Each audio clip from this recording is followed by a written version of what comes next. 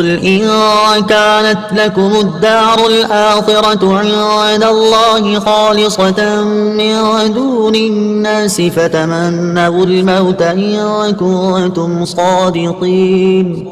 ترجمہ: اے محبوب تم فرما دو اگر دوسرے لوگوں کو چھوڑ کر آخرت کا گھر اللہ کے نزدیک خالص تمہارے ہی لیے ہے تو اگر تم سچے ہو تو موت کی تمنا تو کرو، خالصتاً، خالص تمہارے لیے.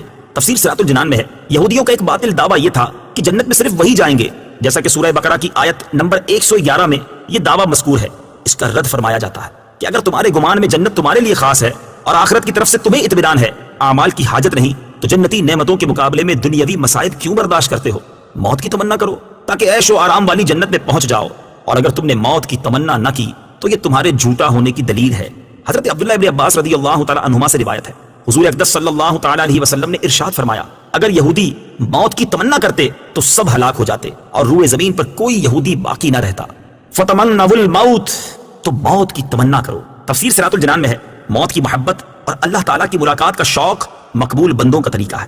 حضرت عمر فاروق رضی اللہ تعالی عنہ ہر نماز کے بعد دعا فرماتے. بخاری شریف کی حدیث ہے اللہم ارزقنی شہادۃ فی سبیلک واجعل موتی فی بلد رسولک صلی اللہ تعالی علیہ وآلہ وسلم. یا رب مجھے اپنی راہ میں شہادت اور اپنے رسول کے شہر میں مجھے وفات نصیب فرما. عمومی طور پر تمام اکابر صحابہ اور بالخصوص شہدائے بدر و احد و اصحاب بیعت رضوان رضی اللہ تعالی عنہم راہ خدا میں موت سے محبت رکھتے تھے.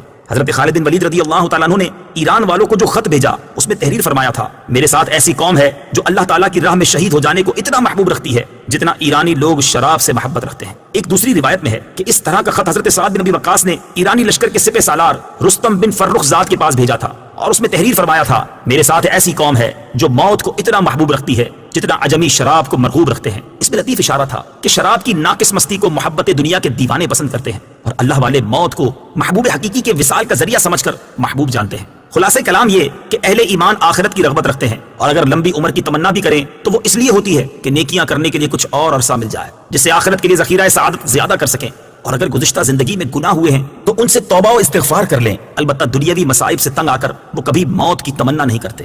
حضرت انس بن مالک رضی اللہ تعالی عنہ سے روایت ہے رسول اللہ صلی اللہ تعالی علیہ وسلم نے ارشاد فرمایا بخاری شریف کی حدیث ہے کوئی دنیاوی مصیبت سے پریشان ہو کر موت کی تمنا نہ کرے اور اگر موت کی تمنا کرنے کے سوا کوئی چارہ نہ ہو تو یہ دعا کرے کہ اے اللہ عز و جل جب تک زندہ رہنا میرے لیے بہتر ہے اس وقت تک مجھے زندہ رکھ اور جب میرے لیے وفات بہتر ہو اس وقت مجھے وفات دے دے. اور در حقیقت دنیاوی پریشانیوں سے تنگ آ کر موت کی دعا کرنا صبر و رضا و تسلیم و توکل کے خلاف ہے اور ناجائز ہے.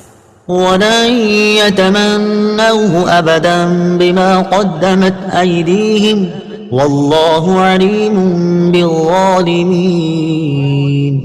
ترجمہ: اور اپنی بدعمالیوں کی وجہ سے یہ ہرگز کبھی موت کی تمنا نہ کریں گے اور اللہ ظالموں کو خوب جانتا ہے. ولن يتمنوا، اور ہرگز موت کی تمنا نہ کریں گے. تفسیر صراط الجنان میں ہے یہ غیب کی خبر اور معجزہ ہے کہ یہودی نبی کریم علیہ الصلوۃ والسلام اور اسلام کی شدید مخالفت کے باوجود بھی موت کی تمنا کا لفظ زبان پر نہ لا سکے.